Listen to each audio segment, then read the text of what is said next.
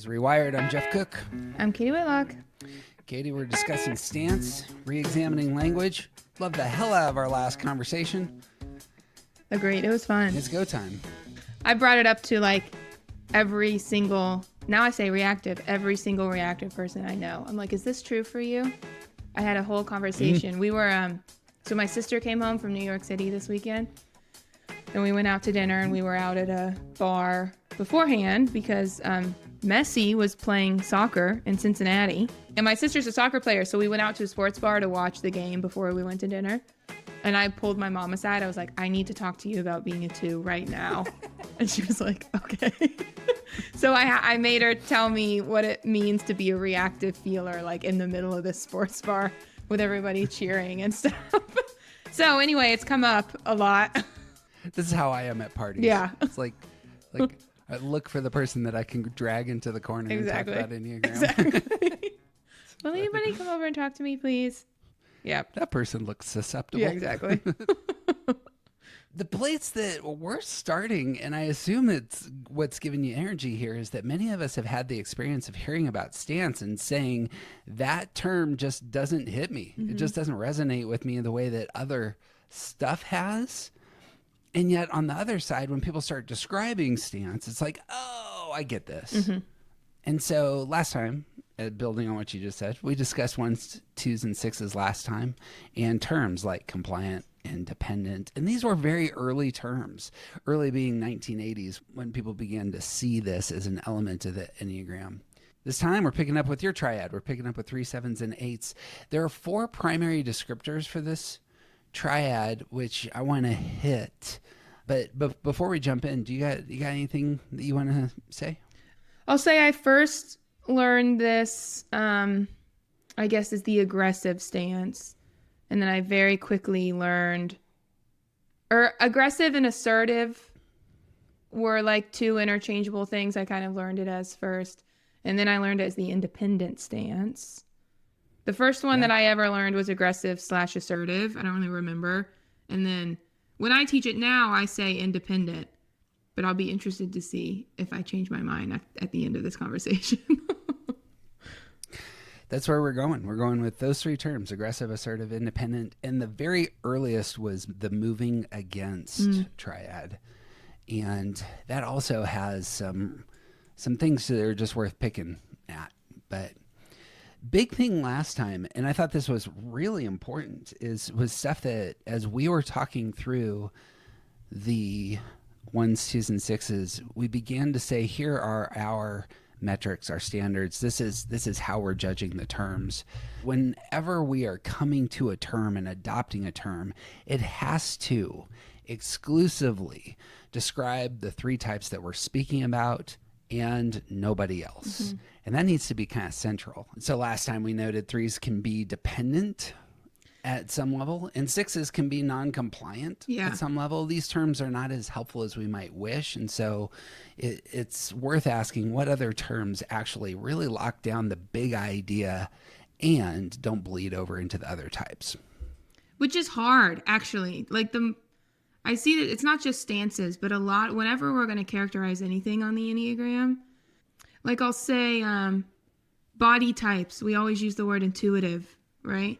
A lot of other numbers feel very intuitive, right? And they might be talking about something different than the body intuition that we're talking about, but it's enough that we can't just only, like, we can't only use intuitive for 8, 9, and 1 because there are a lot of other people that would like to be able to call themselves intuitive, right? Maybe they're just intuiting something different.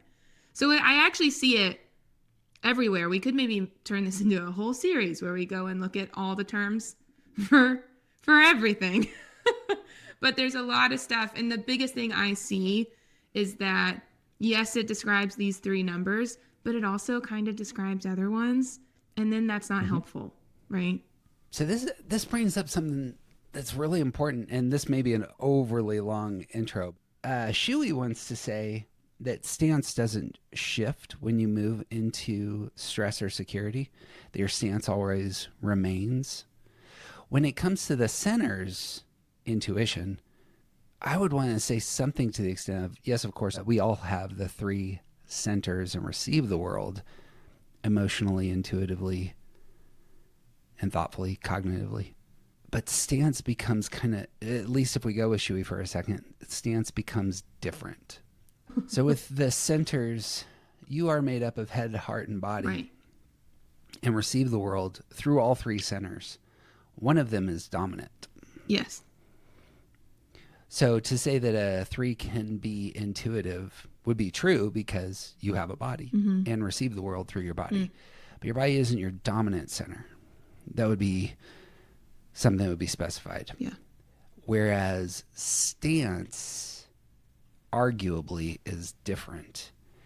That how we choose to engage the world, and we'll talk more about what stance is here in a second, but how we choose to engage the world may be a pattern that is exclusive to each of the three triads. Yes. Sets of triads. I understand what you're saying. And I agree. I don't think you can get outside of your, part of your stance is your reference point, right? Internal, external, or Correct. Yep. independent. And I don't think you can get out of that. You know, I think you can take a minute to understand that other people have different reference points and to maybe picture what that would be like. But I really think you really can't get out of it. At least in my own life, like I've never really been able to truly have an external reference point like I know 1, 2s, and 6s do, or an internal one like 4, 5s, and 9s. I've never been able to put myself fully in that position. Not going to go down that road, but for those interested, Schewee and I had a long discussion about this in the mistyping conversation we had just last month. So if you're interested, I have the intuition that I do move into withdrawn internal processing of stuff, but that's just I don't have any reasons to think that's uniform across the types. So a lot of our language as we talked was just, well, I experienced this. Yeah. And she goes, well, I don't. Right. And I'm like, Okay, then. great. Do you?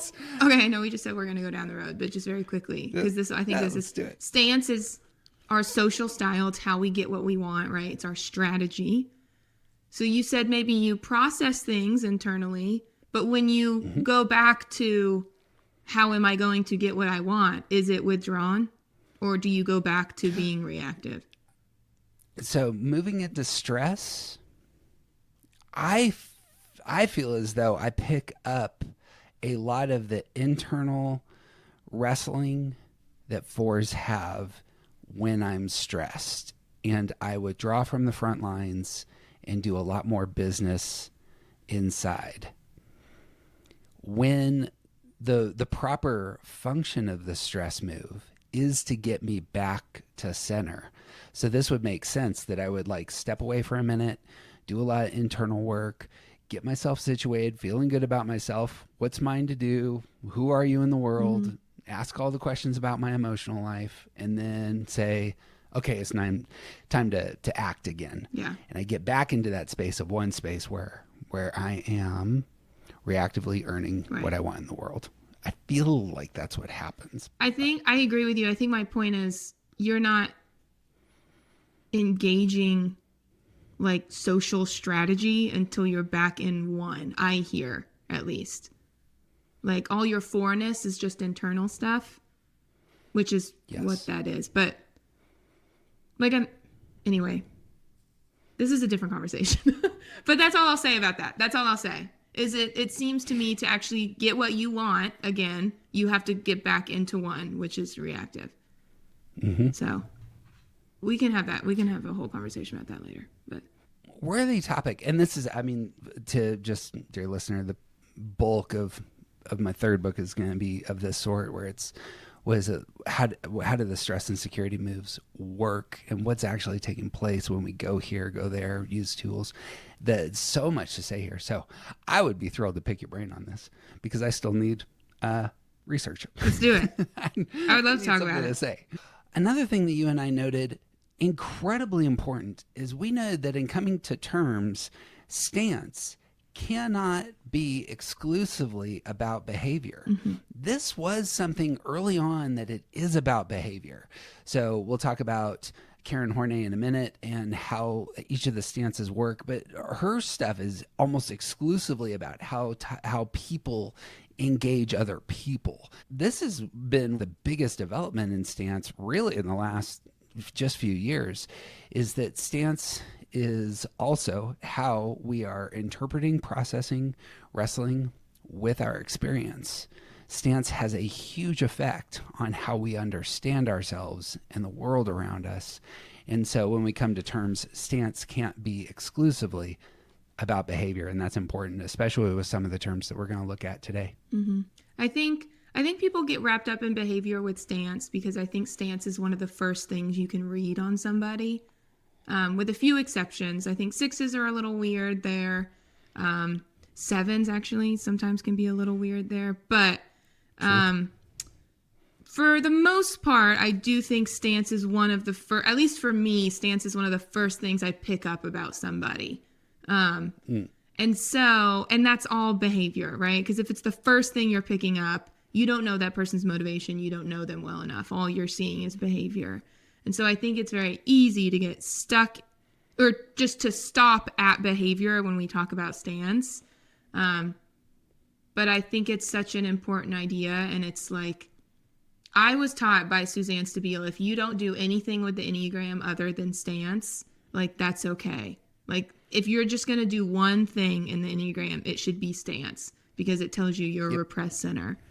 And so I think it's really important that our term for stance also brings up that repressed center. It brings up why you're doing these things, all the things, because it's so important, I think. It's like the thing for me in the Enneagram.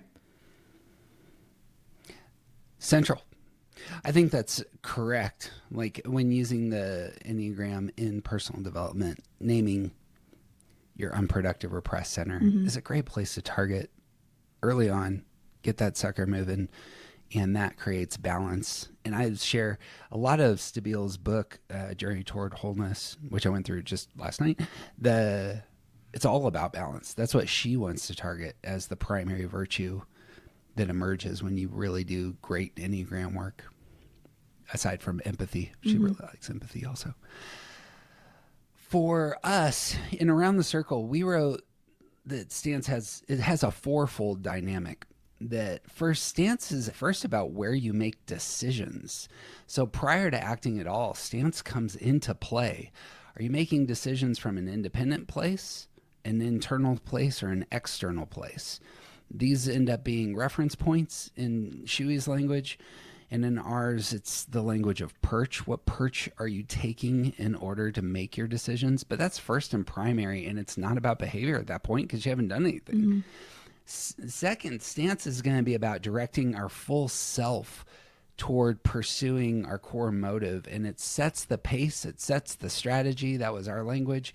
And so that's where the assertive, withdrawn, earning kind of language can materialize. It's what begins to be seen, and so that second element is normally the target of the terms. But there's other stuff going on with stance. A third thing, we haven't mentioned it yet, is just the tools. So if you have a past orientation or a future orientation or present orientation, these are also about stance. What tools are you employing? So 4s, 5s, and 9s love to use past tools to get what they want. 3s, 7s, and 8s are already in the future solving problems. That is also an element of stance. And the fourth is what you brought up. It's your repressed center. And that is where stance really gets defined up front. And I think the repressed center is probably a great place to say this is, if we're putting forth terminology, repressed center may be the best place to start. And so that's where we went last time with why reactive. Why reactive is the best term is because it really brings in thinking repression into the lexicon. Yeah. What do you think there? I don't know if I have any thoughts that aren't gonna catapult us into the conversations. Perfect. I think that's great. Big idea for me, and this was in a chunk of our book that got cut, but it's that really Enneagram type is much more like a funnel for experience than anything else. It's almost like the world is poured into you. It swishes and swirls through you and in you and out. And then it kicks out behavior and targets. And so much of stance describes what's going on inside of you. And so it's a big concept in my view. What's really interesting is and we're going to get into this, if you look at the history of Enneagram literature, stance is kind of a secondary topic, if not completely avoided. Subtypes is talked about a lot. Passions are talked about a lot. The centers are talked about a lot. But stance has got just a lot of, it's much more recent literature. So, excuse me. So we're on the front lines is what I'm saying. We're doing like real lifting, you and me. I think Suzanne was, the person to say, I think this is really important. Because I learned from her, I did not know that other people didn't talk about stance very much, because that's like all she talks about, right? That's not all she talks about. But so I said this already, but if you learn from Suzanne Stabile, she'll tell you stance is, she'll tell you stance is the most important thing to learn about yourself. And that was my first intro to the Enneagram. So I had no idea that other people, Riso Hudson, Chestnut, everybody else, of course they mention stance. They're masters of the Enneagram. I'm not going to say that they like don't know what it is, right? But what Jeff discovered when you were looking through all the literature, you said like people don't. It's not a forefront of how people talk about the Enneagram until you get to Suzanne's work. I think I have not done a literature review, so if that's wrong, sorry everybody. But that's what it seems to be. And Suzanne was the one to say this is how we should start looking at the Enneagram, is through stance. There it is. So I think we said this offline. You and I are part of the Stabile tree, as it were, and so it's just been a forefront topic, and it just isn't in the literature. So I did do the literature review. The set of folks I didn't get to, which I wanted to, was Hurley and Donson. But the really Riso and Hudson in their book Personality Types 1987, they're the ones that elevate it as an idea. What they do at the end of that book is they want to say, here's Enneagram theory and how it overlaps with a lot of the psychotherapy stuff, theories, and where there's real interesting overlaps. And the very first thing they do is point toward the work of Karen Horney, and they say, look, here's a very interesting way of coming to each of these types is how they are responding to other people. So we mentioned Horney in past work episode. Horney is a disciple of Freud. She says there's 3 types of people when coming to relationships. And this is going to be important as we get into 3, 7s, and 8s. But just as setup, she says that there are those who move away from other people. There are those who move toward other people. And then there are those who move against other people. And Riso and Hudson want to say, that's it. That's the key. If you look at the 3 centers, head, heart, and body, one type always embodies one of those 3. So for heart types, the 2s are the move toward people, the 3s are the move against people, and the 4s are the move away from people. And we can go through the stances in that way. And the word stance kind of comes out of that. It comes out of these Hornevian stances, or what some were calling instinctual stances. But this is where the term comes in. And I would love to ask her the question. It seems like Stabile grabbed this and said, look, here's the thing. I'm working with real people who want to grow with this material, and this has legs. I feel like that's what happened. And then she began really writing on it. Yeah. And I suppose that's what I see in the literature. So you got thoughts on that? No, I guess I'm just like, maybe this is just because I was taught by Suzanne, so this is such an important thing to me, but it's like surprising that other people don't talk about it as much, I guess. Like the subtypes, and I don't know, it just doesn't seem as important, you know? Like stances, how do I get not better, but like how do I get better? Like subtypes, I feel like to me is just more categorization for yourself, right? Further and further and deeper into, you know, labels for yourself. And it's important to know, it's helpful to know, you know, do I get my energy from self-preservation, social or sexual, whatever. But stance is like almost all of my work that I've done on myself has been stance work. Like my life is better because I've worked on feeling repressed. You know what I mean? So it's surprising to me, I think, that no one else. I think it's a testament to how smart Suzanne is that she was able to recognize like, oh, this is the thing, right? But I'm like surprised that other people didn't recognize it.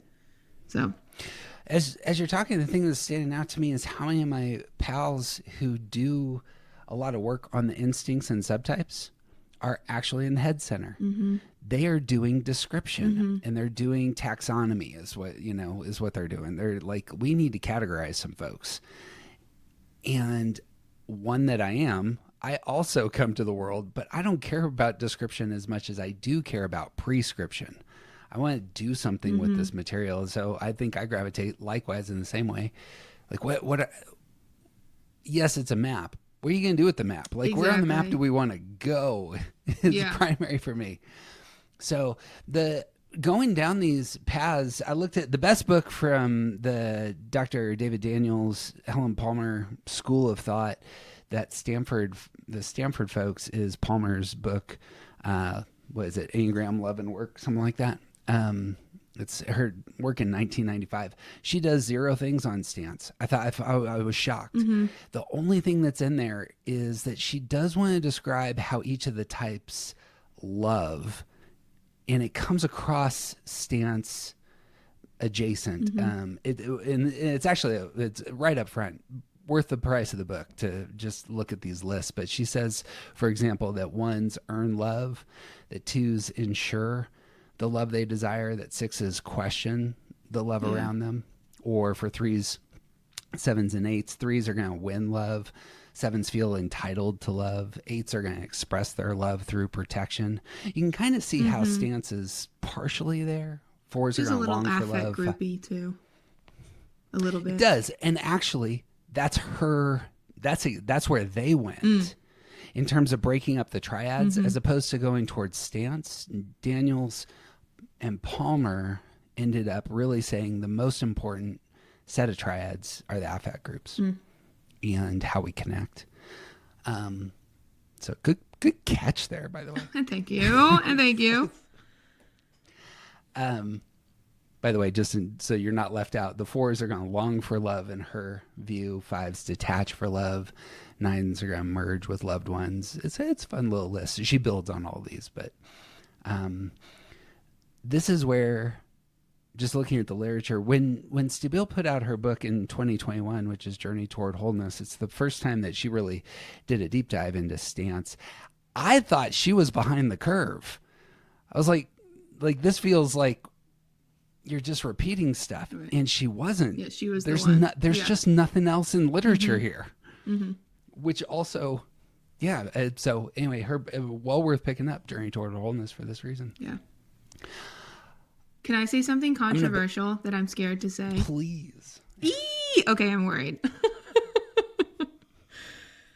I think that I know stance is the thing.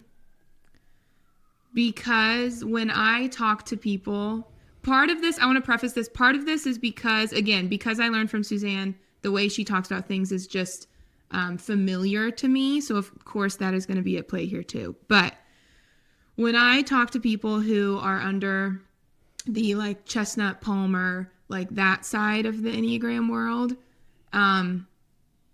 versus when I talk to people who are on the like Stabile Schewee part of the world, and I don't really want to be splitting it into 2 like that. It is really just this one thing that we're all working on. But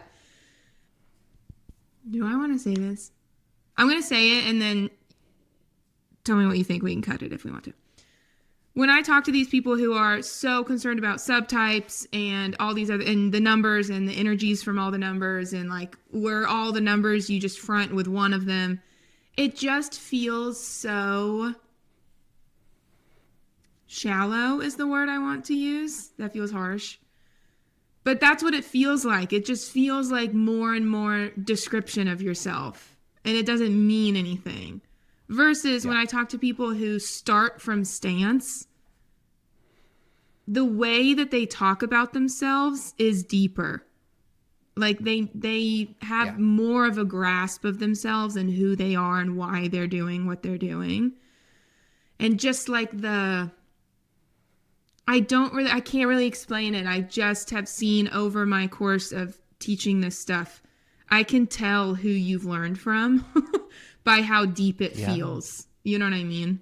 Truly. And I bet it's because I bet it's how much you engage with your stance or at least that's one of the big things that I'm picking up on is how well you know your stance and your repressed center.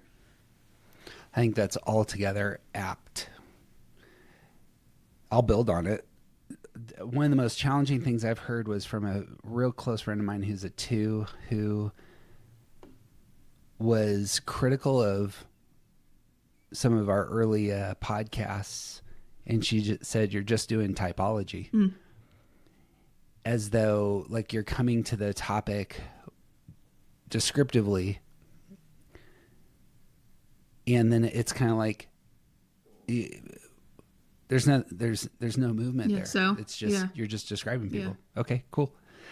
Whereas I think you're spot on. Stance invites, when really embraced, it invites a different kind of question. Yeah. It invites you to see the place where you're lacking and where it's actually doing some damage.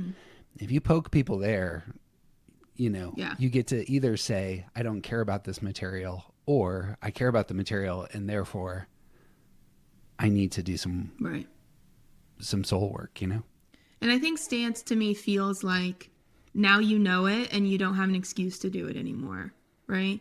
Like now that you know you're thinking repressed, you don't get to walk around being so reactive all the time anymore. Like you have to work on it.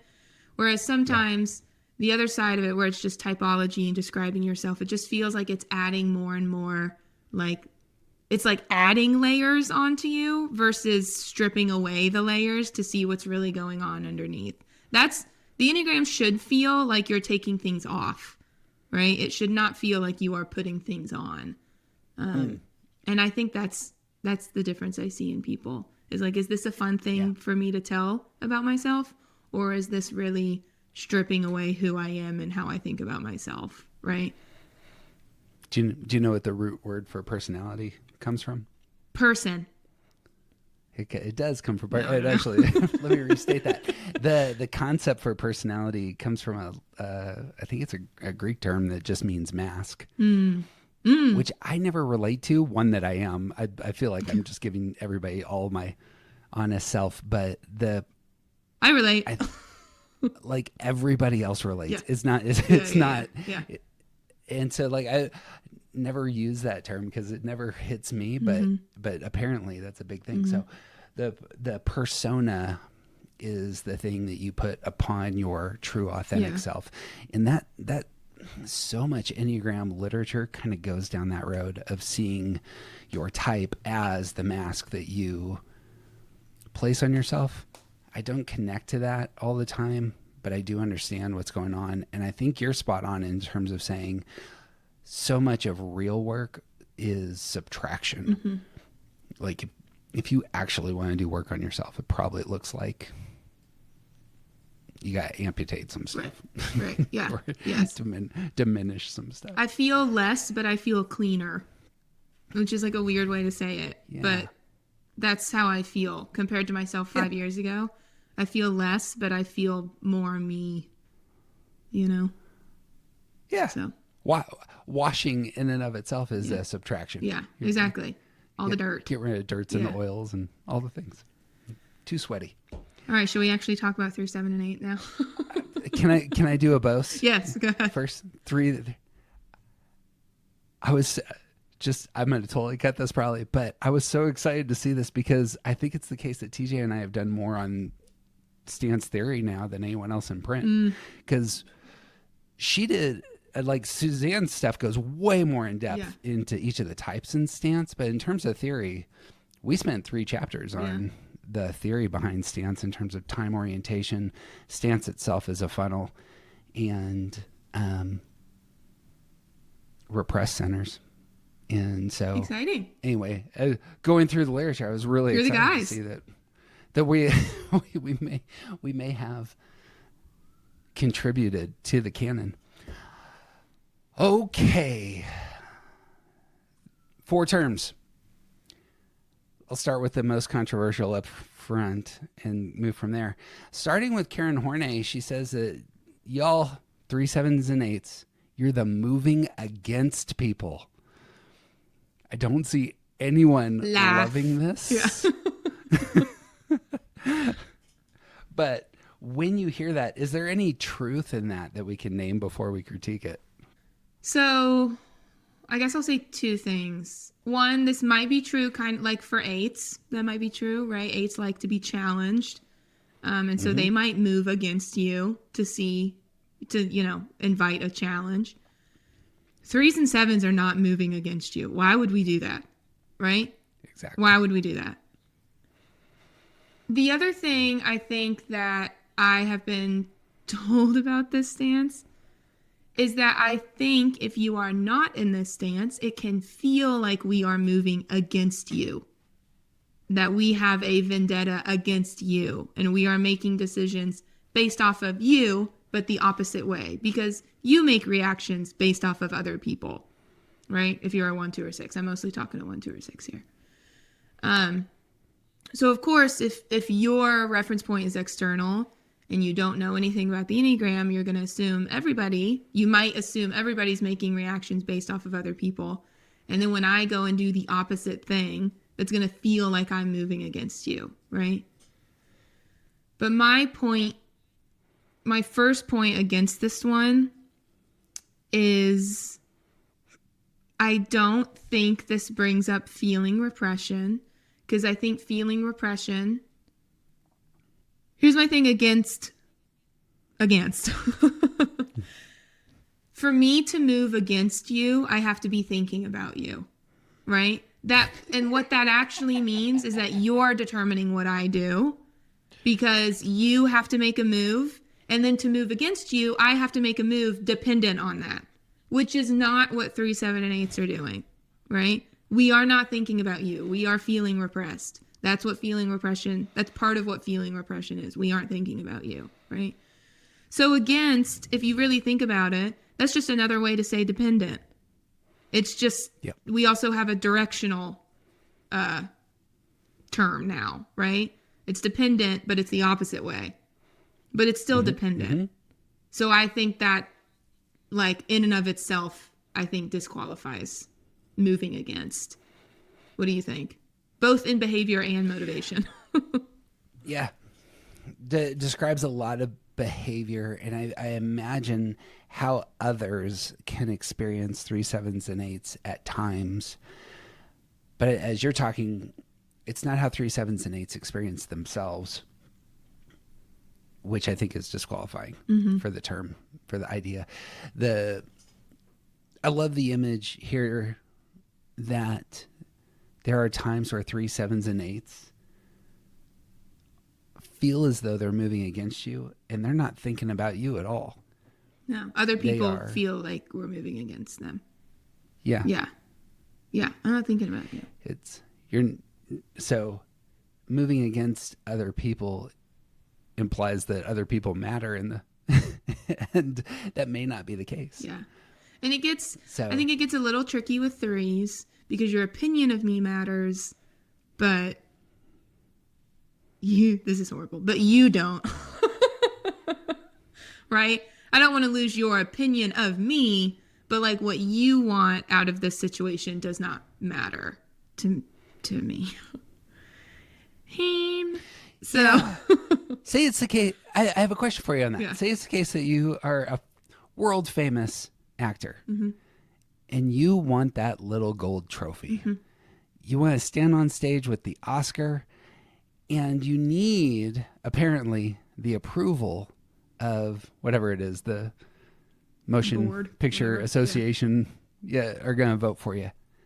Once you get the trophy, you're not thinking about those people at all, yeah? No. It's that Go ahead. you need to win them over in order to get the goal. Yeah. And I don't care. Okay, this is very, very unhealthy 3, okay? I always feel like I need to say that. I think what confuses people about 3s and what makes people so upset about 3s is this. I care about your opinion of me, but your dreams and your wants and the way that you want the situation to go does not matter to me. Right? That's the difference. If I can somehow make all of this go my own way and I don't have to think about what you want and I don't have to stop to ask you, what do you want out of this? And somehow at the end of that, I did it smoothly enough that you still like me. Like, that's the main goal for a 3, right? I don't want to do that in such a jarring way that you like notice and that you don't like me, right? But I don't want to have to, I want to use the word compromise here, which I think is interesting. I don't want to have to compromise on what I want to also make this what you want. I want to make it what I want. And then I want you to like me for it.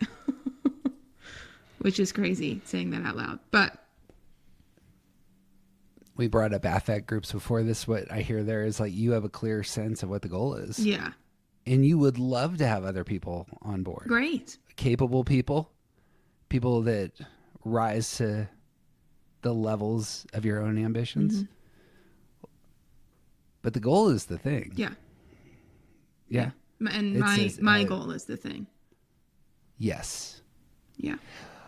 If you get into, just to push for a second, if you get into security, does it become our goal?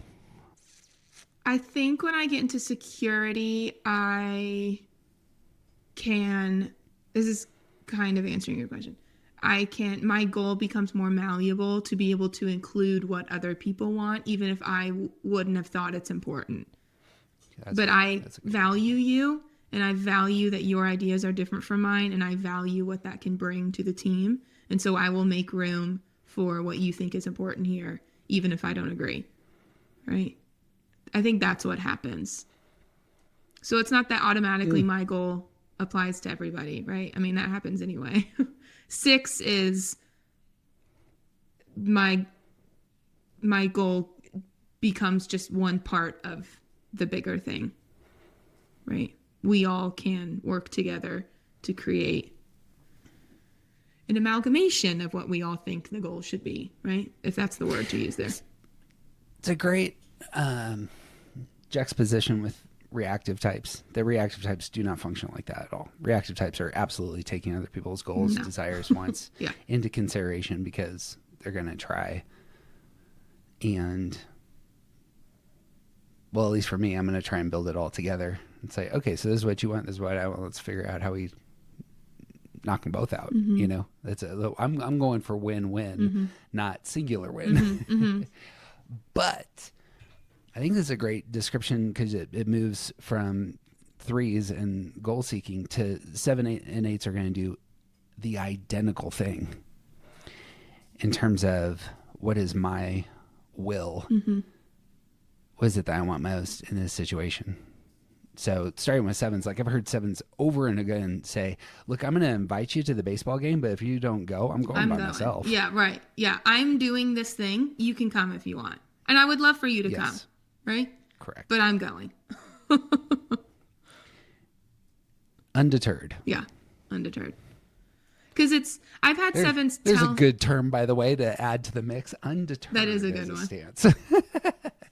I've had 7s tell me, this is something that a 7 told me that I was like, what? But they told me, they were like, I just never think that people will be mad at me for like going to do my own thing. Like if I just got up and left, it's never occurred to me that people would be mad at me for that, which I think is crazy. Like, of course people are going to be mad at you for that. I can point to a handful of broken relationships that spin out of that. Exactly. But I think that illustrates this point well, right? Like, I am not thinking about you. It's not that, like, I know this is going to make you mad and I don't care, I'm doing it anyway. It's like, that did not occur to me in making this decision. Right? Yes. Your wants and feelings did not occur to me here. Motive sought without consideration of others' feelings. I mean, that's just going to be the primary there, yeah? Yeah. Which sounds so horrible. But it's just what you do last. It's just, yeah, and it's like, I don't know why I'm feeling the need to defend it right now. I guess I don't really need to. That can be like neutral, right? Like, I'm just making a decision and it's affecting me, so I'm going to think about me, right? It's not affecting other people. I'm not going to think about other people. When that is harmful is when it does directly affect other people and you haven't thought about them at all in making the decision. What I hear is that we're describing, this is what, not unhealthy, but perhaps this is what immature 3-ness, 7-ness, and 8-ness look like. Yeah. Before you've actually started doing work, of course, this is how you come into the building. You entered in through the 3 door, and that means feelings come last. But this is exactly why you said it up front. This is why you do stance work. Yeah, that's a good point. That's why stance work matters. That's a good point. So, and I see it like that, like, you don't want to live here. No. Yeah. Yeah. I want to stay in that spot where your feelings don't matter because I love getting my goals and don't care at all about your feelings. Yeah. And I think the thing, I'm really only talking from experience right now, and I'm not going to apply this to 7 and 8s because I think it's different. But because threes are weird. We're in the feeling triad, but we're feeling repressed, so that makes us weird, right? A lot of my work in early access, I'm talking to a lot of young 3s, and I have other young 3s in my life that I'm thinking about now, and I'm also thinking about myself before I do all this stuff, right? We would tell you that we do see other people as whole people, and we do think about other people, because I think admitting that we don't is horrible, but we don't. We're not. What we're really doing is thinking, how will this change this person's opinion of me? We're not actually caring about like that person's heart and like what they want, right? And we are not willing to change our life to give somebody else's heart what it wants, right? We're willing to also do that if we first can get what we want, but we're not willing to give up our own control over our own life in order to do something for you, which is something I admire about 1, 2s, and 6s, actually. That was confusing. I think that becomes no. I think you're saying something profound, and I also think there are, and this is going to be a place for boundaries. 1s, 2s, and 6s often need more of the tools that you're actually saying. Like, we don't have the boundaries naturally. Everybody's problem is our problem. Yeah. Because of course we're the only ones that can solve all the problems in the world. Right, of course. That haven't you seen the S on my chest? Right. That's how this works. Yeah. The 3s on the flip side, like, I see 3s who will go to the mattresses for their family when something breaks. Yeah. Like, the goal be damned. Mm-hmm. So like, people who 3s are actually close to, they are not in the position where they would say, I don't think about you at all. Right. And there are, for the most part. I agree with that. I think that's one of those things where Enneagram can tell you a lot about yourself, but there are some moments where the Enneagram just flies out the window. And hopefully that's one of them, right? Like, when your family is in trouble, you know, hopefully, yes, you would, you know, do what you need to do. But when we're just kind of walking through our life, not, you know, nobody's in danger, things are going pretty well, I don't think we think about people as much as we think we do, or in the way that we think we do, that we would like to think that we do. What I see is the 3s, generally in my experience, have an outrageous emotional intelligence to them, and it's filtered through can this person help me? Yeah. Do you think that makes, what do you mean by outrageous emotional intelligence? Because I hear that as like really, really high. I guess, how are we describing emotional intelligence? What does emotional intelligence mean? Does emotional intelligence just mean being able to read people? Because I do think threes are good at that. Or does emotional intelligence mean caring about what we've read? The former. The former. Yeah, Okay, yes, I think agree with you. A lot of threes, the rest of us see the facade that you're putting forward because it can be really thick, especially with people you just met. Yeah. But what we don't see is that underneath the facade is a supercomputer of ability to detect every little nuance in the person in front of you for where they have skills and where they're going to embarrass you. Yeah. And there is a metric at work and at play in terms of the posture of the three immediately toward, by the way, this isn't about Katie. I'm married to a three. No, that's okay. It is about me. But it comes out of this space, it seems to me, in terms of like the idea that I don't care about you at all comes out of what you actually don't care about is those things that have like tipped into this is unbecoming.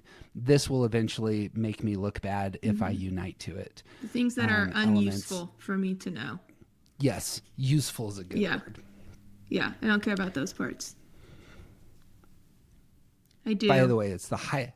There is a flip side to this that I live in joy with, is that one of the highest compliments I could get would be that you wanted to do a podcast with me. Because I assume that you can see far better than I can all of the ticks and puzzles and stuff that I kick forward. So I don't know that I have anything else to say about moving against, but that was a great little dive. That was a little. I know that was kind of fun. Should we do? Well, we should talk about eights. We've spent a lot of time on threes, a little bit on sevens, but eights may be the ones who embody the moving against most cleanly and clearly. But I think there's reason.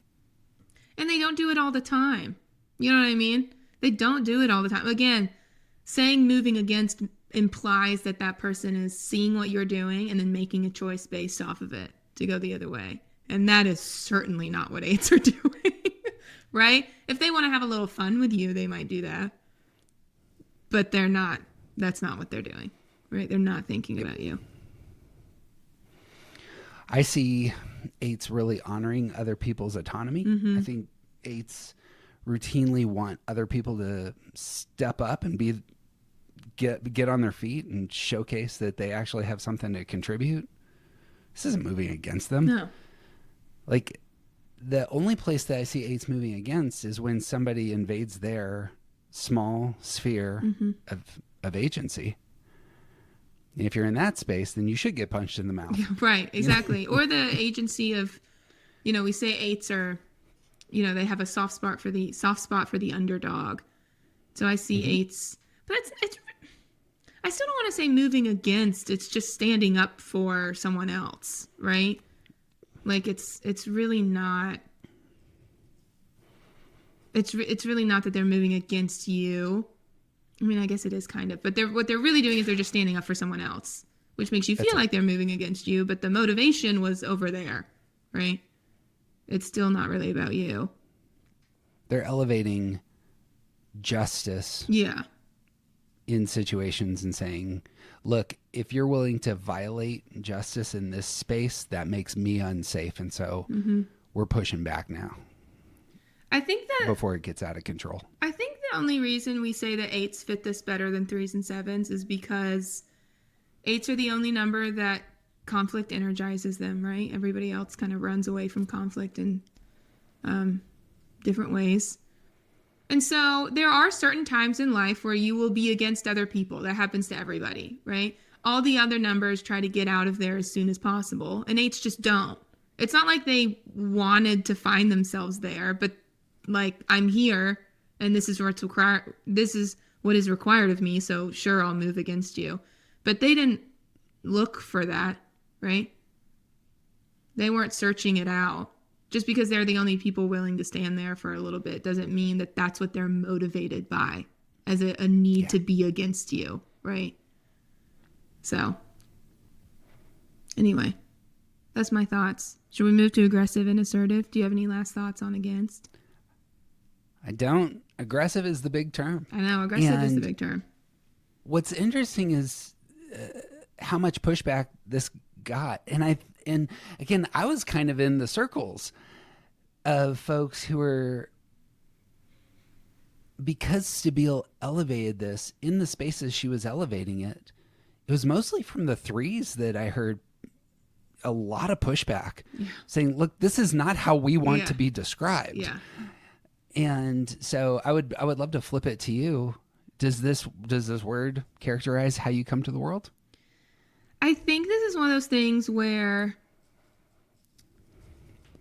maybe like if we're just saying this with no connotation attached, it's like technically kind of true. Like, am I aggressively motivated to get what I want? Yes. I don't want people to experience me as aggressive though, right? Like almost all threes are going to tell you that. I don't want to be experienced as an aggressive person. That's very anti everything that I'm like trying to do, right? Mm-hmm. Because I looked up the definitions for the reactive episode, I looked up the definition for aggressive, and here it is. Do it. It's really bad.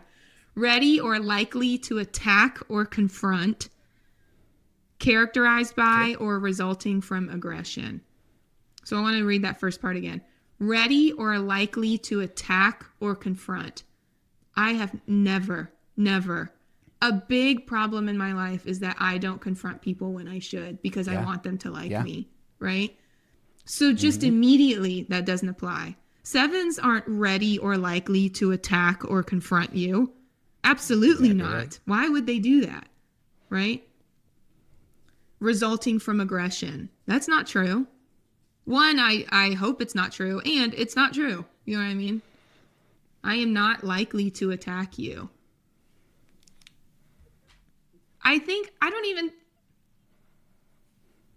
Maybe I would say the eights are like ready to confront you.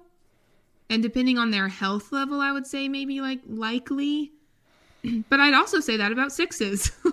I'd also say that about a counterphobic six, like likely to attack or confront you. Ones will absolutely step in that space. You know what I mean? More than a 3 or a 7 would. Yep. So based on our definition of this can only apply to these numbers and nobody else, this doesn't work. Right? The building off that, one, I think that's entirely right. Building off that, here's what Riso and Hudson say in that first book and why I assume they are the ones choosing aggression in that first book in personality typing. They say 3's aggression is the pursuit of their goal and in their competition with others. 7's aggression is in engaging their environments and satisfying their appetites. 8's are aggressive in asserting themselves against others and their environment. For me, those sorts of terms fail in exactly the same way that compliant fails. Mm-hmm. It's like, okay, yeah, it kind of works. Yeah, when you say it in that very specific way, that's true. Yes. Right? Right. But that's like 10% of what that word means, you know? Correct. I think what they're really trying to say is we just have a lot of energy for the things we want, right? And also what this word is missing is that's really resulting from feeling repression. That energy results from feeling repression because we don't have to spend energy on you. We get to spend it all on what we want to do or feel or whatever, right? So I also think aggressive also to me, it almost feels like I do want to like an emotional reaction out of you, right? Which I don't. Correct. Right? So that doesn't feel feeling repressed enough for me. That feels very feeling. Right? I don't want to touch the feelings. Now, here's where I'm going to complicate things for you. Is that one, Suzanne Stabile uses the term aggressive in her book. Yeah. That's her term for it as well. She adopts it from Riso and Hudson. The good thing about Stabile's book, which I hadn't seen until this morning, is that she has a subtitle to her chapter, which is Standing Independently, which made me laugh. Yeah. So she's going with the aggressive stance, but has that caveat. When she builds the philosophy of 3, 7s, and 8s, she says they have an unconscious desire to reshape people and situations. That's her grounding for the term aggressive. And she builds on that, saying they either avoid emotion or express their feelings directly. But I think you're correct in saying aggressive doesn't have anything to do with that. Yeah. So that's just a different kind of definition. But what do you think about reshaping people in situations? Well, the first thing I'll say about Suzanne and aggressive, I hope she doesn't mind me saying this. I've been in the room with her when she has said, you know, there are actually some terms I like better. I have just been teaching this way for so long that, like, I can't change now, which I actually agree with her. You know, people know she has a very specific language that she uses with the Enneagram. And if she just switched 40 years in, people would be like, what? Yeah. So just a little insider information. I actually do know. Paul McCartney gets up there and starts singing Let It Be, but the third verse is way different. Right. You're like, what People the hell? Like, what the hell? Yeah, exactly. So I'm not bothered by her using aggressive because I know that she actually doesn't have anything against independent. I think. Correct. If she were here, I think that's what she would say.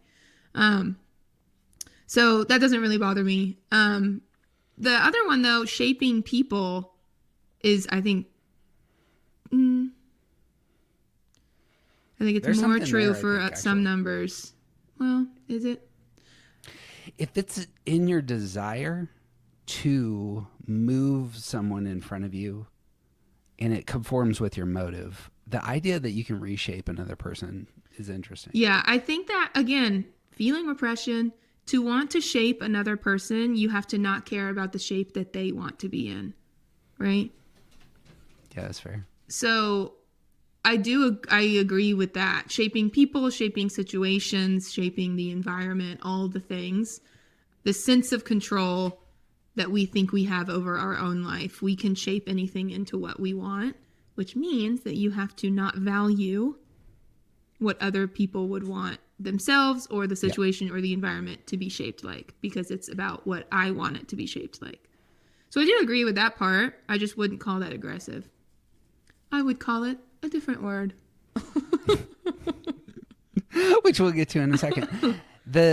It's again the case that this may very well be true of 3, 7s, and 8s. Entirely true of 1s, 2s, and perhaps 6s. That they want, maybe it's the unconscious desire. I have a very conscious desire that I want to reshape people in situations. Maybe the unconscious does a lot of the work here. But that doesn't make it, I don't know that I would call that aggressive. No. If it's bending on the idea of unconscious. And by the way, I'm trying to pull out the best of the philosophical claims in each of these texts. So I'm not just elevating one sentence and thinking it does all the work. Like this was where things hinged in the text for me. So I want to, something I've heard Joey say, another word that's coming up for me here is controlling, right? And I've heard her say that she will tell you that she thinks 1, 2s, and 6s are the most controlling because you are externally referenced, right? And so you want to control everything outside of you so that you can stop reacting to it, right? Like if everything's the way you want, then you will get to stop reacting to it, right? My motive is fulfilled. Fulfilled, exactly. And so that sort of like aggressiveness, the controlling part of it, where you feel like someone's trying to control you, I actually think comes more from 1, 2s, and 6s than it comes from 3, 7, and 8s. There is a lot of overlap there. I'm not saying 3, 7, and 8s are not controlling, but I'm just saying, if we're using the word control, again, it has to only apply to 3, 7, and 8s, and that's not true. So, right? Two big things I want to say here. One, I love that you said, look, in the room, she has said some of these terms, I've just been using them so long. It is high level grace in academic culture to say you get to change your mind. Yeah. And to start doing things. Like the people that I actually want to grow the most are the people who are on the front lines. Like I want the people who have the most power to say, look, I said this 5 years ago and I was completely wrong because now I have really engaged the topic at a different level and I need to pivot off it. I was wrong in this way. So too terminology. But I think that's a worthwhile thing to say, that like, I don't want to pigeonhole somebody. Right. The other thing that keeps coming back to me as we're talking through this stance is the idea that I don't think about you at all is a way that this type is in the world. And the idea of reshaping people in situations, that can be true, but there's also another big part of 3, 7s, and 8s that actually is detached from, again, the feelings of a lot of people. Yeah. And their life experience, and that's not my business. Yeah, and like I'll reshape you if you're in the way, but if you're not gonna like distract me. Like I feel like 1, 2s, and 6s walk around and their head gets turned by everything next to them, right? So that's where the controlling part comes from. I think 3, 7, and 8s are better at just walking ahead and not getting their head turned, right? So if something directly in front of me, I do want to shape it into what I want. But if something has nothing really to do with me and it's over there, I'm not going to turn around and look at it, right? It makes me think of the documentary on Michael Jordan and the 1997 Chicago Bulls. He requires a team in order to get his will enacted in the world. And the man is aggressive in reshaping those other players. In terms of saying, this is the standard, you signed a contract, you saw the big red logo and who it was that was leading this team, and you decided to sign up. And now that you're here, we're doing it my way. And my way will be enacted in this room because this is the goal, the standard, and what we're going to do. And he beat people down in those practices, because here's the thing about 8s. They're going to tear you apart prior to the war. When you actually enter battle, the 8 needs to know how reliable you are, where you are weak, where you're going to make them vulnerable. And there's the reshaping. Yeah. 'Cause I'm going to elevate you best. In the best way to talk about it would be something like, I'm going to really expose the places in you that need to get shored up, built up, strengthened, so that we can all together win. Yeah. Not win, so that we can exert our will in the world. I had an interview with an 8 the other day, and it just, sometimes when I do these interviews, somebody gives me something that just changes the way I talk about that number forever, like immediately. And she was an 8, and she just kept using the word, I just want to be challenged. It's not exactly how she said it, but I just want to be challenged. Like, I want my life to be challenging. And she had this example of when she was like in 5th grade or something. She got an A on an essay without trying at all. And she was mad at her teacher because she's like, you didn't give me anything to try on. Like, I know that this essay isn't that great. Like, challenge me, right? Like, tell me what I did wrong so I can do better. Yes. And just something, I mean, I've heard that word before with 8s, but just something about the way she said it made me be like, oh, that's what 8s are doing. That's what they're doing. Yep. And they want to challenge you too. So 8s can look at you. It's reciprocal. And they see which parts of you need to be challenged to get better. Right? They see it immediately. And so that's what we feel when we're interacting with 8s, is that they're poking those buttons in us, right? But it's because they have a lot of energy for a lot of energy, right? Like, they just want to be challenged, and they want to challenge you as well. But that's not, they're not attacking you. That's different. You know, the aggressive part, attacking to me feels like I want to hurt you. And that is absolutely not what 8s are doing, unless they are. But I think that's rarer than we think it is. 8s will hurt you if you're a threat and make them feel exposed. Yeah, exactly. Like, they'll throw punches in a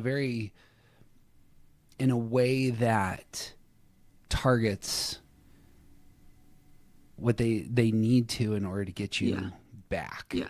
And again, it's not, even then, it's not about you. It's about, like, the thing you did. It's not about you. Right. Yep. The thing you did wasn't fair. The thing about 8s And it may be their thing that see, so much of terminology comes out of behavior. So I have seen eights put on the hat where they embrace vengeance and make it as visceral as possible for the sake of myself and the people around me, so that you know that you're not coming into my space anymore. Like, that is a gear for some eights. And I think that characteristic in some eights gets into the literature, and then it becomes, look, they have a they have a desire to reshape situations in these very aggressive ways. But I think you're exposing the nuance, or even the primary of what's underneath all of that. That's just not their gear. That's unless such they a rare really get thing. pushed into that space. It's right. rare. Yeah. It's like when people talk about ones, and ones are so angry all the time, and you better watch out because ones are going to be angry.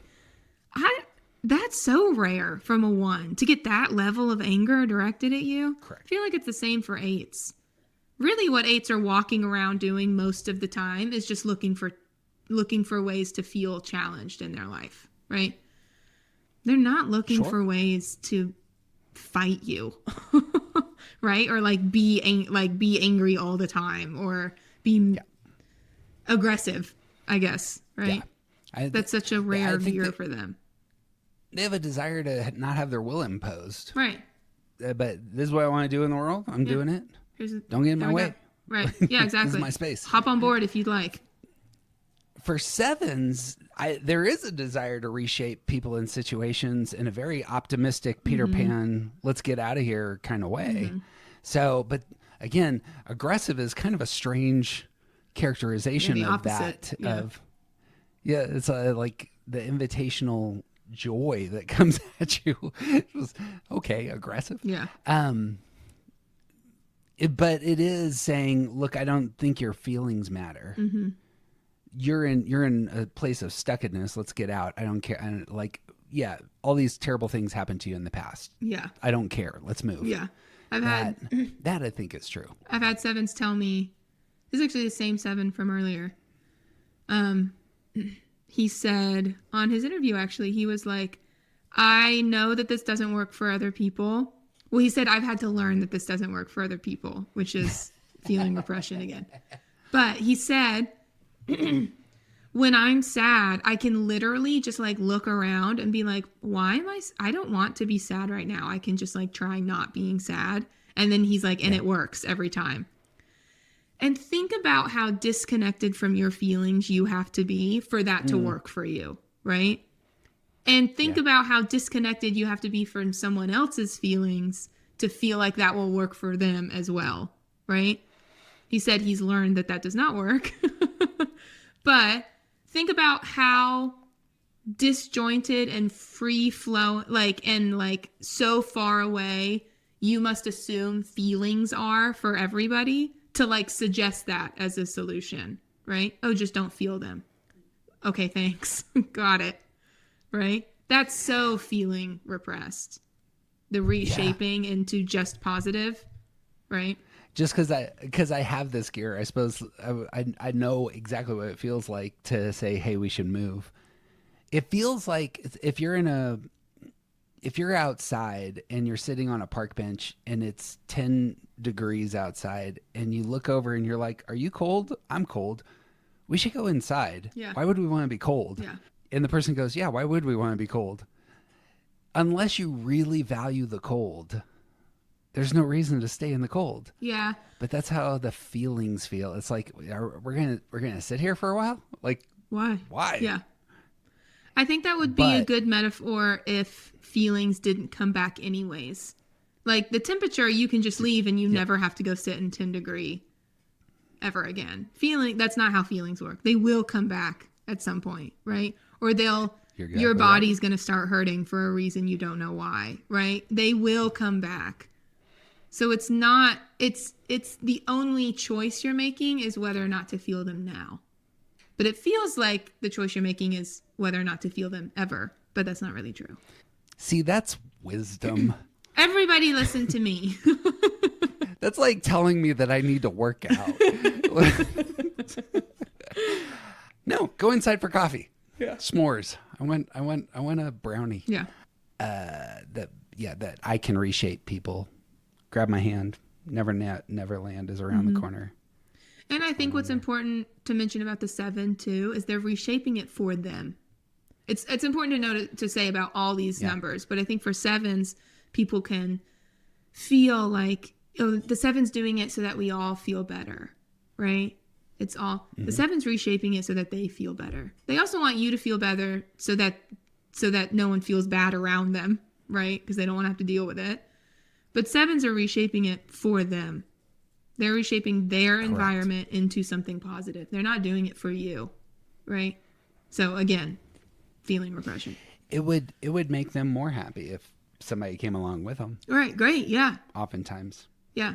I don't want you to feel sad, but I don't want you to feel sad so that I don't have a sad person around me. And I care about you and I don't want you to feel sad. But there's also this part of, it's not because I'm like obligated to your feelings and I want to fix them for you. People can amplify joy, so if you can get there with me. Yeah. Real similar to the 3s, I think. If you can get there with me and we can be successful, like stand up and let's do the work together. It's way easier to do the work for the 3 and accomplish the ends with more people. So too with the 7s, if we can inspire delight in more people, more delight. Right, great. Yep. Yes. Agreed. To land on 3s here, because we hit them but didn't hit them, but the aggression as I can bend reality to my will comes out, I think, in terms of how I'm seeing the types here, and that the term aggressive may be supplemental in this space, that the 3, 7, 8s actually look at the world, say, this is what I want, and then they go. Yeah. And they think they can bend the world to their will. I think that's right.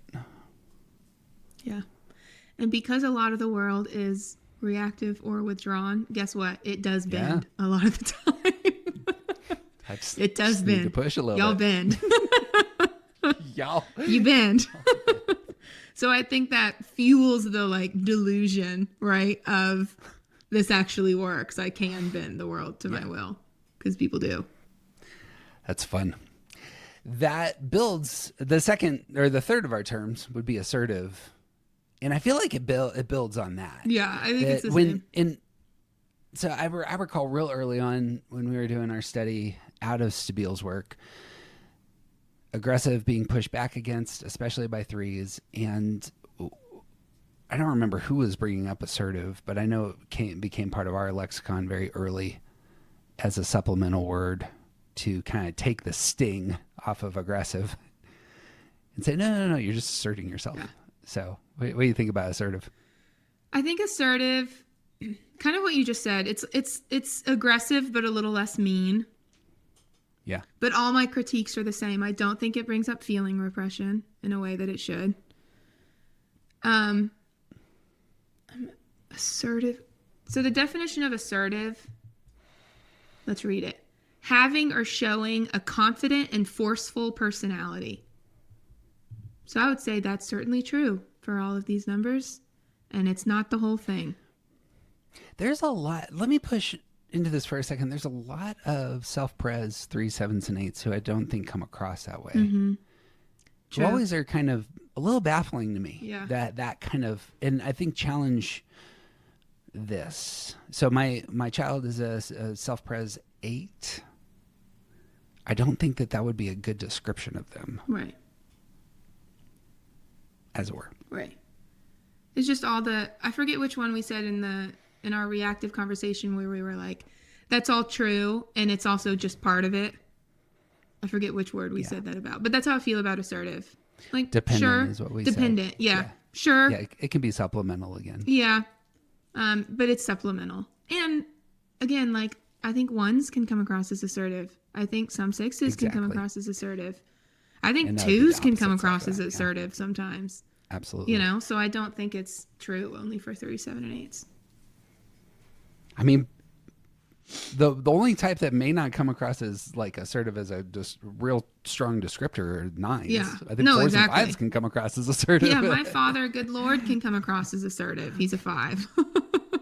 Like when he knows what he's talking about, he's absolutely Yes. assertive, right? So, Correct. yeah, I think that's just a description of like most people when they're in their element, I guess I would say, right? Yep. In good news, assertive, to my knowledge, I couldn't find it really in print.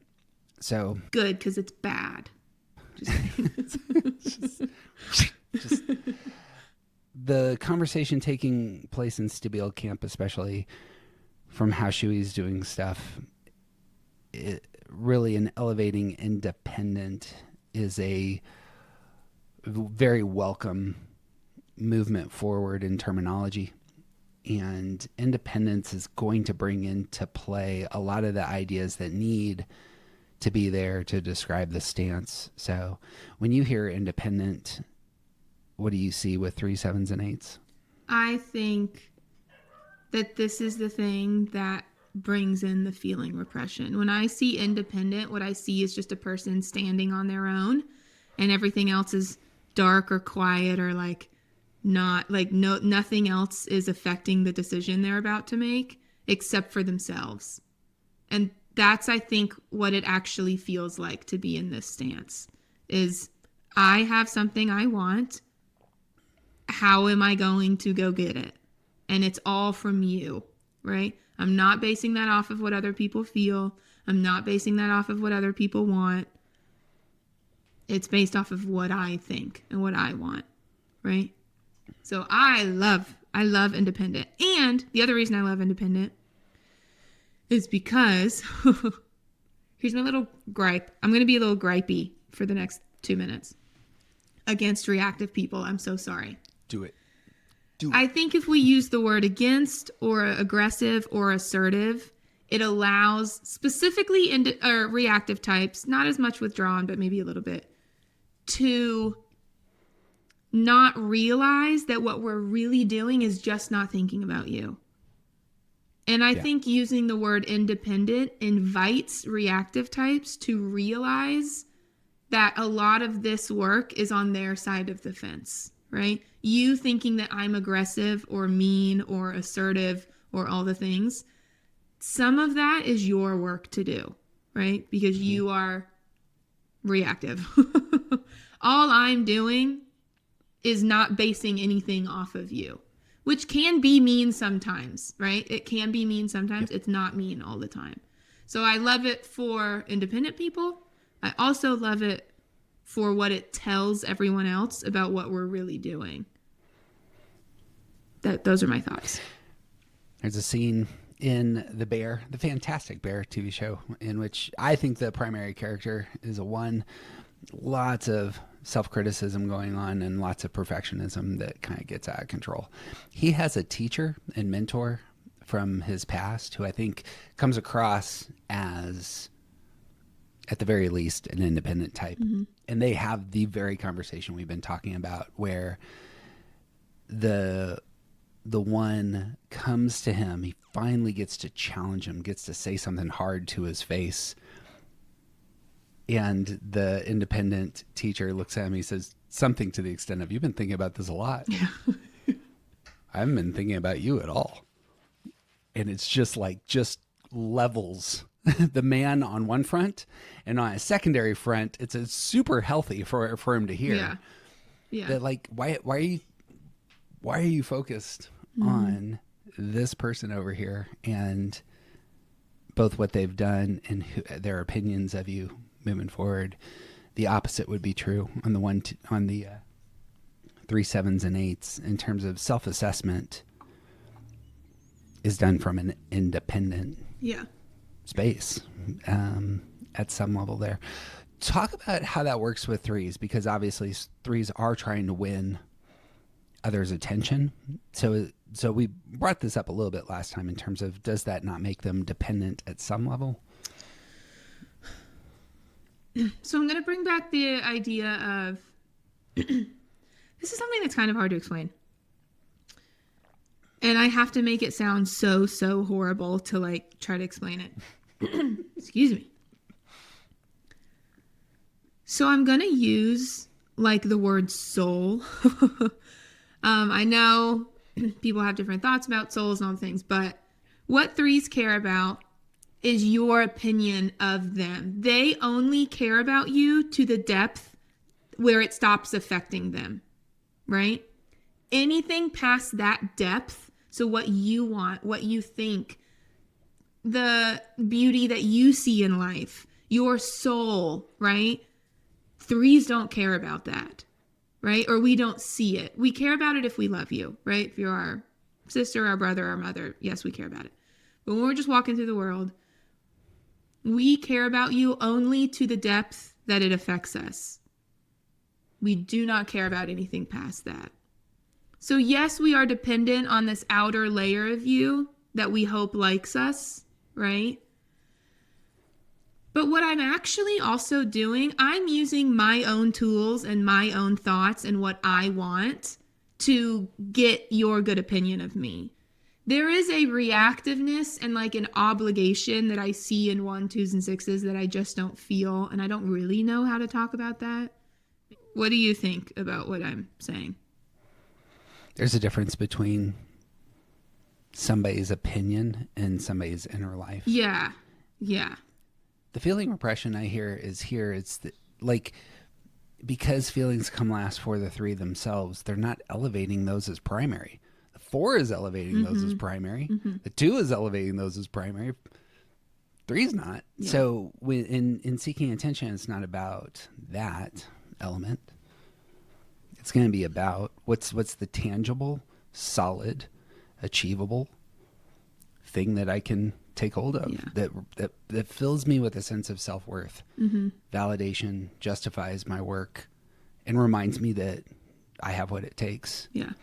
It's really less, what I hear there is it's really less about the person in front of you. It's really more about the internal issues that 3s can come to the world with in terms of establishing their own value. And there's nothing wrong with that. Yeah. That's the door that you walk through. It's moving from that door into spaces where you then do the unproductive feeling work. But you're not alone. 7s and 8s are also gonna have issues. Do you want to say anything more on 3s? I also think that 3s do have a gear where we can use justification or like thinking we're better than somebody to convince ourselves that we don't actually need your opinion anymore, right?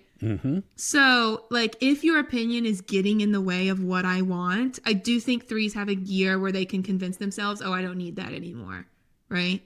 It might be hard. It might not be. I think that person's level of authority in your life makes it a lot harder. Like if your boss feels one way versus someone underneath you, like your employee, that's different. But I do think we have a space we can get into where you're like, oh, I actually think you're stupid and ugly and all the things. And so actually I don't care about what you think about me. Right? Whereas I don't know if that's really that possible for like a 1, 2, or 6. Right? Yes. So I brought up this exact part of our conversation from last time up to Kelly. Kelly is also in the room. Hey, Kelly. Hey, Kelly. She can double check me on this. I wanted to say, if somebody doesn't give you the attention, affection, props that you're searching for, the 3 can easily diminish in their minds and vocabulary the standing of the person in front of them, and that lessens their criticism. So if I can just say, look, this person is flawed because of X, Y, and Z, therefore their opinion of me is lessened, that's a move. She rightly pointed out that can be a move for 3s, but another move is that the 3 doubles down and says, no, that person's opinion actually is valuable. Yeah. I know it's valuable, and therefore it's a challenge to work even harder for Agreed. it. And I think a lot of things inform what side of that you fall on, right? Like do I have to keep interacting with this person, right? How important are they? I already mentioned the authority, right? Yeah. Are other people going to notice that? Are other people going to react badly to me diminishing them? Like there's a lot of things, right, that affect it. The other thing I want to say about the first half where we do this diminishing thing, I just want to connect it back to like, that's part of, I think, how we shape the world. Like we shape the people around us, right? Into worthy or not worthy, right? good or bad. Like we shape what we think you are. I think that's part of it. Love that. I think that's right. The reframing and bending reality to serve your purposes feels like that's the gear here. And like I've heard TJ countless times say that he just doesn't understand this about the threes in his life, that's a move that they can make. Yeah. I'm laughing. Yeah. You should. I think my 9 sister has told me that as not so many words, but I think she said that same thing before. It's a fantastic superpower on one front. It can get you in trouble on another. Absolutely. So is the way of the Enneagram right there. But right. By the way, since we're looking for book titles for you here 2 or 3 years out, 4 years out, so horrible. That can be one of the first options. That's a good one. So horrible. My adventures with the Enneagram is at least. It was all bad. on the whiteboard. My adventures in Enneagram. That's funny. Confessions of an Enneagram expert.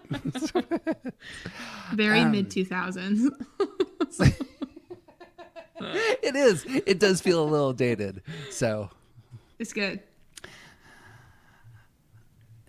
But some things have, longevity. Who knows? They're coming back. Y2K is back. Y2 is it? It is. It's back. Yes. Look at 14-year-olds. Our computers are going to crash? Yes. No, the fashion of like Y2K fashion is back. When I hear Y2K, it was about all of our computers crashing at the same moment. No, the fashion. Like it was you think that conspiracy theory, like you can't understand how big that was. Well, I heard this thing. I don't know if this is true because I was 2. Yeah. I was 1. But I heard that that actually kind of was true. It was going to happen, but just the computer people put in so much work behind the scenes that it didn't happen. But it wasn't so much a conspiracy theory. It was like, oh, shoot, we didn't think about this. And they put in all this work. And then because it didn't happen, because they worked so hard, then people thought it was a conspiracy theory. But it actually that's fair. It actually could have happened. Maybe. I read that in one place on the internet. I don't know if that's true. To be honest, that could be true. And also, you should watch Office Space because not only is it a top 5 comedy ever, but it's about this. Oh, we love Office Space. It's so good. You love Smart Office Space. Perfect. 7s, independence. The elevation again of feeling repression. It strikes me here that there is a standing independently from one's feelings, but specifically not wanting again to get your toe in the dark emotions. And so you're independent, you're making a choice. Do I want to go back out in the freezing cold, as was kind of hinted at before, or do I want to go somewhere else? I'm independent of both these feelings. Yeah. You know which one I prefer? I prefer happy space. Yeah. That's what I see here with independent. I think 7s are, one of the easiest to see, especially the word independent, because they just don't follow you anywhere unless it's fun and they've made the decision to follow you, right? But 7s are really not obligated to do anything that they don't want to do or feel anything they don't want to feel, and you cannot make them.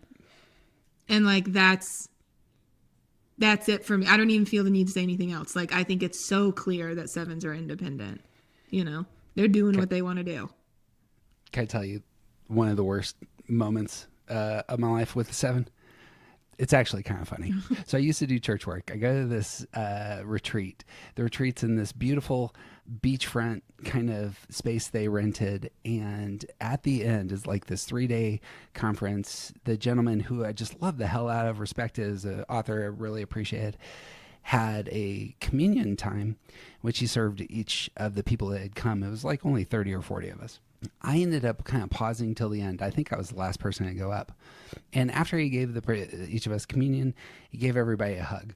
Well, he goes to give me a hug, and I go to give him a hug, and I uppercut the communion goblet in across the room, and all this wine went all over these white drapes, and in a very nice, again, beachfront California space. So you can they had spent some money, and of course, like, it was a kind of a holy somber, and I did this. I go, oh fuck, and then I sat down. Now he moved on. Didn't say one word about what just happened. Oh my God. But he also didn't clean up. And it's also the case that I got billed for the drapes. Rightly so. Yeah, That I am. I took responsibility for this. That is crazy. Drapes. But the quick pivot toward, that happened. Anyways, yeah. Anyway, the independence of just standing apart. And like not needing to make you feel better. It does not occur to them that it might be their job to make you feel better. That's a big thing with sevens, I think. Like to them, it doesn't, the rest of us are like, oh my God, like I can't believe. And the seven is like, that was crazy. But it's obviously that's not my job. So I'm not going to go. Next? Yeah, right. It's not my job to go comfort that guy. It's not my job. Yeah. Is independence. Yes. Yeah. And the rest of us, it makes you feel so horrible if you're on the receiving end, right?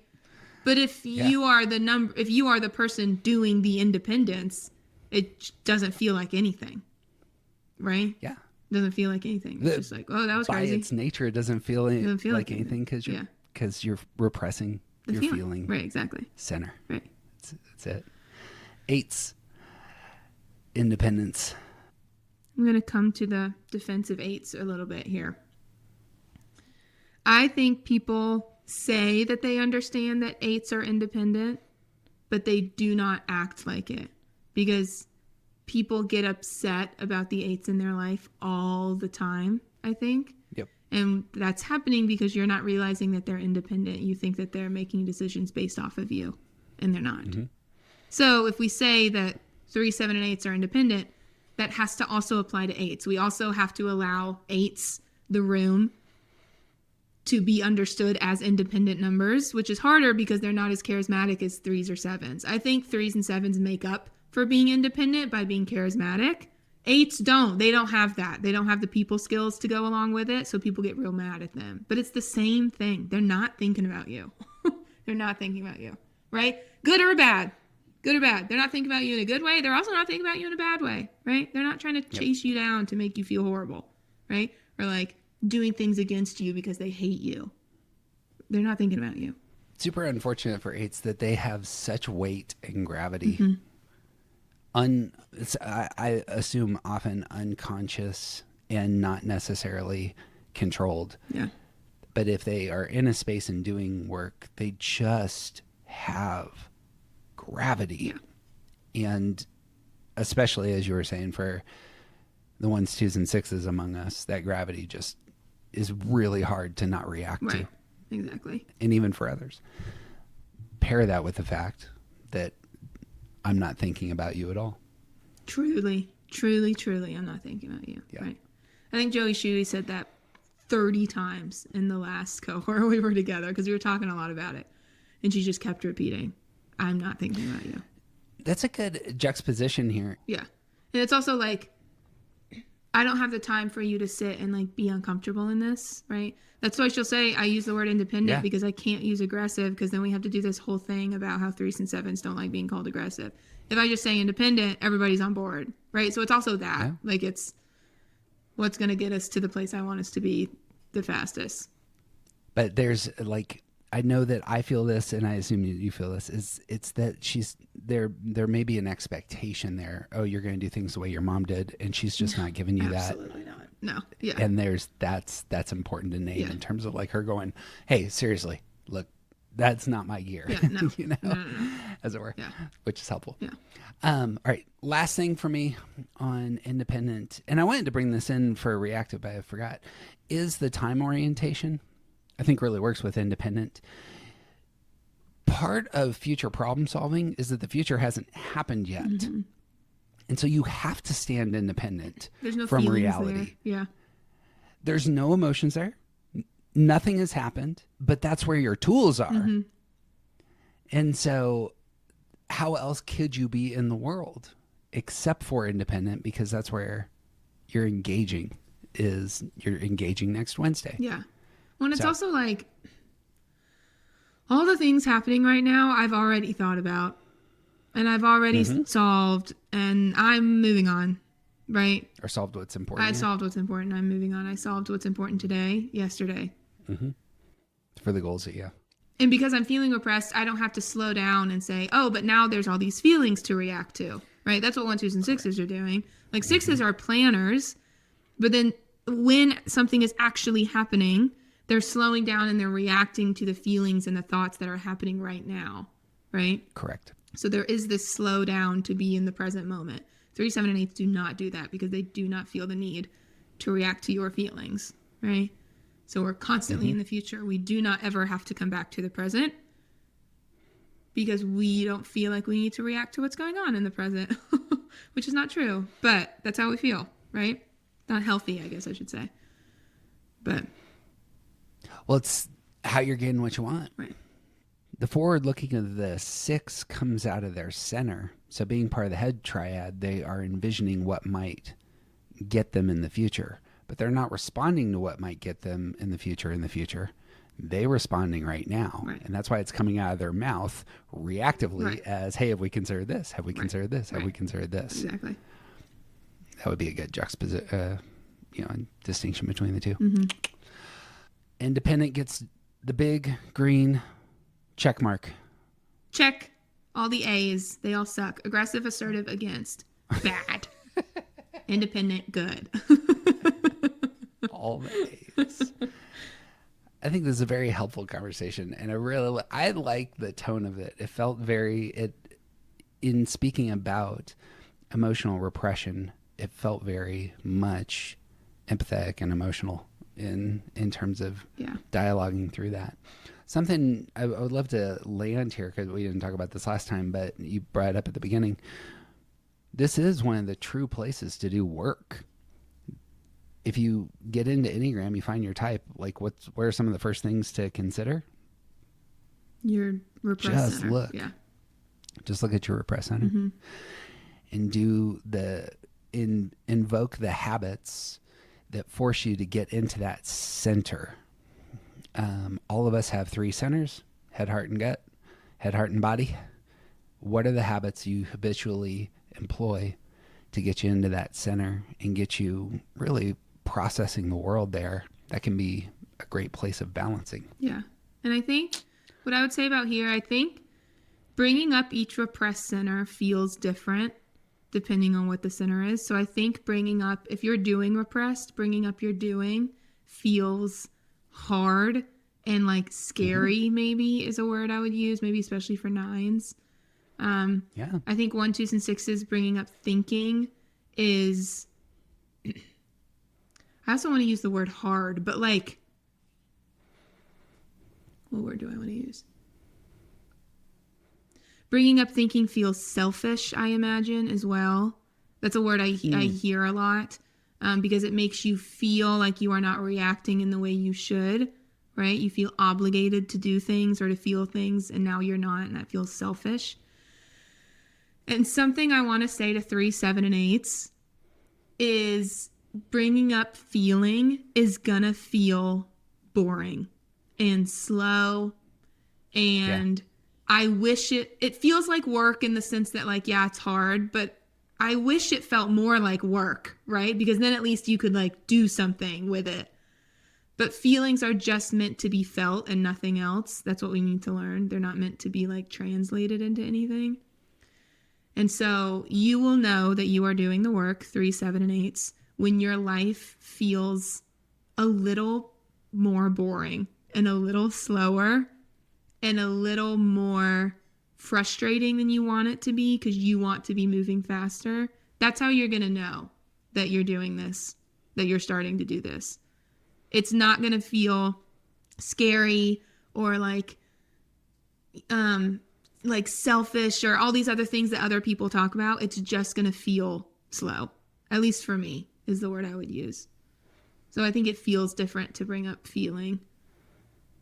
And I just think we all hate going slow and like letting ourselves be affected by what other people want from us, right? It's just going to feel blech like that. But that's a good sign. It gets better after that.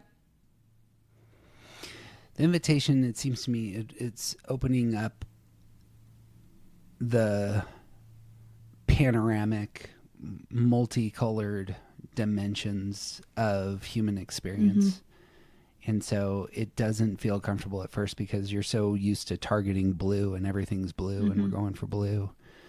But you invite the other colors and it may hurt your eyes for a minute, right. But getting to love and engage and appreciate and allow to be part of your very self and self-understanding, those elements brings out the richness of the human experience. And it seems to me a lot of 3, 7s, and 8s I see who are mature know this. Yeah. And actually have gotten to that spot where they, have really done business there. Yeah. You know the metaphor I want to use? In space movies when people go into like hyperdrive and all the stars around them just become like blurred colors. Mm-hmm. That's the metaphor I want to use. Like, normally we're just going through and everything's a blur, but we're getting where we want to really, really quickly and better than everybody else and like all the things, right?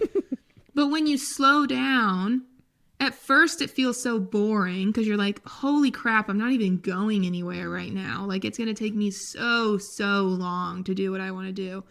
But then you look around and you're like, oh, all those things were like these beautiful stars the whole time. And you can slow down and you can appreciate the shape and the color and that they're not just all, like you said, these like blurry blue and white lines. Like some of them burn red, some of them burn yellow, like all these colors.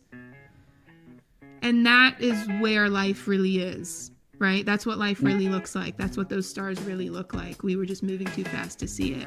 But you're always going to want to go faster. Always. You're always going to want to go back to going faster. You just have to convince yourself that, or like learn, right, that this is how life is actually supposed to be. So, the singular Katie Whitlock. So Horrible coming out 2030. Check your local Barnes & Noble. If books are even still a thing by then, we'll see. Jeff Cook. Who knows? We might burn them by then. I don't know. And by we, I mean the government. Those other people.